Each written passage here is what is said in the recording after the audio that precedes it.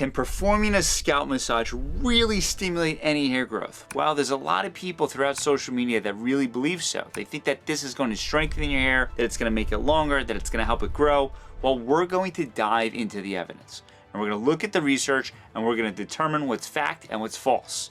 Additionally, if you decide you want to do a scalp massage on a daily basis, I'm going to walk you through my recommendation for a routine to follow, and also my favorite hair loss treatments that I think will help in addition to possibly doing this. Before we dismiss any claim that scalp massages causes hair growth, we must think about this critically. Our hair structure is not just attached to the skin. There are cells around the follicles. And when there's mechanical stress on the scalp, tension, pulling, stretching, guess what? There's cellular activity happening. This is called mechanotransduction. The question is, does rubbing our scalp, though, improve that cellular activity to a point where it has an impact in terms of strengthening our hair follicles and helping with hair growth? The first study that we have to explore was done in 2016 with 9 Japanese men between the ages of 25 and 46. These men were given a motorized scalp device that they used on one side of the scalp for 4 minutes every day for 24 weeks. And the researchers measured the density, the hair count, and they were hoping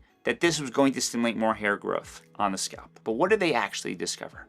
Well, they discovered actually that the diameter of the hair shaft increased on the side where the device was being used from 0.85 millimeters to 0.92 millimeters. So that's a great thing. And we know that if you increase the shaft diameter of a hair follicle, it actually looks like you have more hair on your scalp. But what they did not get was the result that they were hoping for, which was an increase in hair growth and the amount of hair present per centimeter squared on the scalp. In fact, after 12 weeks, they discovered a decrease in the amount of hair per centimeter squared, which was likely because of telogen effluvium. Telogen effluvium happens when there's stress to the body. Maybe it was the device that was removing hair follicles that were going to fall out regardless. And then at the end of the study, there was the same amount of hair count on the right side versus the left side, or wherever they used the device. The point of the story is that the study did not conclude that there was an increase in the amount of hair that was grown. It did not change the rate of hair growth, but it did increase the thickness of the hair. But we can't conclude anything from this study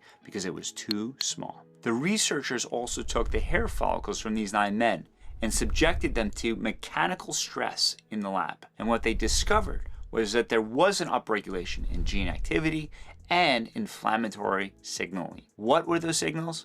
The pro-growth signals were the Wnt1, WNT1, and FGF9, and the inflammatory signal was IL-6. Now, this was only done in the laboratory environment, very, very small study, and we can't conclude still that just because there's an upregulation in these genes or these inflammatory molecules, that this necessarily correlates to an increase in hair count on the scalp, an increase in hair density, or an increase in the rate of hair growth. Now, this is where it gets interesting. In 2019, a self-designed study by a commercial website went out and called about 1,900 people on the phone. And 340 responded. So there was an 18% response. And they just asked the simple question: does performing a scalp massage help improve your hair growth or stabilization of hair? And 69% of people said yes. After 36 plus hours of doing this scalp massage, they said, yes, it works. But the reality is there was no control group. There was no dermatologist involved. There was no hair surgeon involved in this study. There was no way to measure with a trichoscopy device. There was no professional photos taken. It was self-reported. And a lot of people quote this study as to the efficacy as to why scalp massaging is a good tool to use, is a natural way to stimulate hair growth. But there's nothing in this study that helps us conclude that performing a scalp massage is going to help with hair growth. Now, theoretically, rubbing your scalp every single day will improve blood circulation to the scalp. And I talk about this all the time with minoxidil. When we use minoxidil, we're improving blood circulation, which helps with oxygen and nutrients getting to the follicle. The question is, how often do you have to do this to actually bring enough blood circulation here to have any impact whatsoever on hair growth, hair count, density? And we don't really know, because there's never been a trial to look at this in detail. Now, I'm not gonna not encourage you to do this. I think there probably is some value in terms of rubbing your scalp every day, but I wouldn't have it at the top of my list. It would be very, very, very low at the bottom of my totem pole.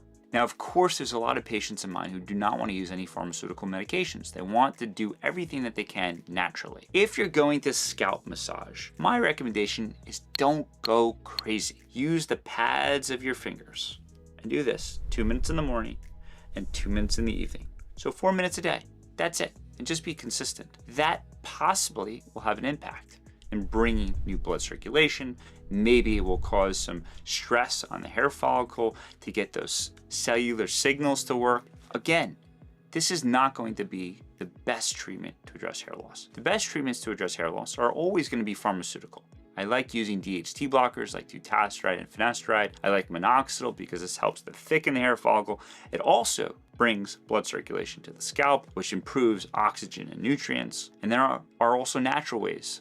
PRP, which is platelet-rich plasma. This is where you get injections to the scalp. There's also the possibility of using natural things like saw palmetto and pumpkin seed and rosemary oil. Again, this is something to add into your routine.